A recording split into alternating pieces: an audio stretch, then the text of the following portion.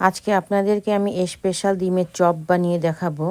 তো এটা কীভাবে তৈরি করতে হবে চলুন আপনাদেরকে আমি দেখাবো। এতটা মজাদার, এতটা টেস্টি, আর হচ্ছে এতটা ক্রিস্পি যে কি বলবো, বানিয়ে না খেলে বিশ্বাস করবেন না। হ্যালো এভরিওয়ান, আসসালামু আলাইকুম। সবাই কেমন আছেন? নিশ্চয়ই ভালো আছেন, আমিও ভালো আছি আলহামদুলিল্লাহ। কাছের এবং দূরের, বিদেশ এবং দেশ, যে যেখান থেকে আমার ভিডিও দেখছেন সবাইকে শুভেচ্ছা এবং স্বাগতম।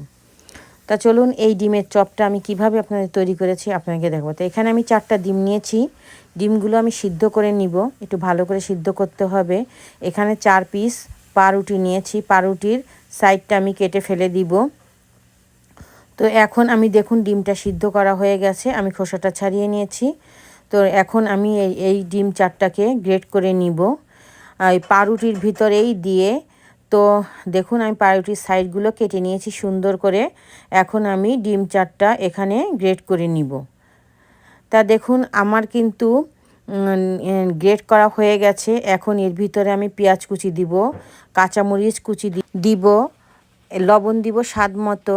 এখানে ধনিয়ার গুঁড়া, জিরে গুঁড়া সামান্য পরিমাণ করে দিব এবং গোলমরিচের গুঁড়া, আদা এবং রসুনও সামান্য করে দিব সবগুলা, যাতে ডিমের কোনো একটা গন্ধ না আসে এজন্য। তো এগুলো মাখিয়ে নিয়ে এখানে আমি কর্নফ্লাওয়ার দিব 2 চামচের মতো, দিয়ে আমি একটু মাখিয়ে নিব। এটাকে অবশ্যই ভালো করে একটু মাখাতে হবে। এই কর্নফ্লাওয়ারটা দেওয়া এজন্যই যাতে ক্রিস্পি হয় ভিতরে, এজন্য। এখানে আমি কর্নফ্লাওয়ারের একটু পানি তৈরি করব ভিজিয়ে নেওয়ার জন্য। তো এখানে আমি 1 চামচের মতো কর্নফ্লাওয়ার দিয়ে এর ভিতরে সামান্য পরিমাণে পানি দিয়ে আমি ভালো করে এটাকে নাড়িয়ে নিব, যাতে এতে আস্ত না থাকে, ভালো করে ফেটানো হয়। তো আমি মাখিয়ে নিয়েছি। এখন এই মাখার ভিতরে আমি চিজ দিয়ে দিব হাফ বাটির মতো, দিয়ে আবারও আমি এটাকে ভালো করে মাখিয়ে নিব। মাখানো হয়ে গেলে একটু ভালো করে মাখাতে হবে। মাখানো হয়ে গেলে এগুলোকে আমি 1 হাতেই দলা করা যায়, বা আপনি 2 হাত ইউজ করতে পারেন, কোনো সমস্যা নাই। সুন্দর করে এটাকে আমি গোল করে নিব।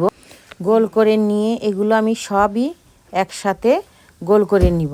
তা দেখুন এভাবে করে আমি গোল করে নিয়েছি। এখন আমি যে কর্নফ্লাওয়ারটা পানি দিয়ে ভিজিয়ে রেখেছিলাম সেটার ভিতরে চুবিয়ে নিয়ে এটাকে ব্রেড গাম দিয়ে আমি মাখিয়ে নিব।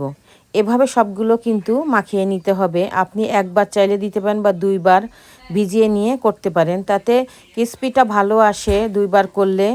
যাই হোক, তা এভাবে করে আমি সবগুলা মাখিয়ে নিব। তা দেখুন আমার কিন্তু মাখানো হয়ে গেছে।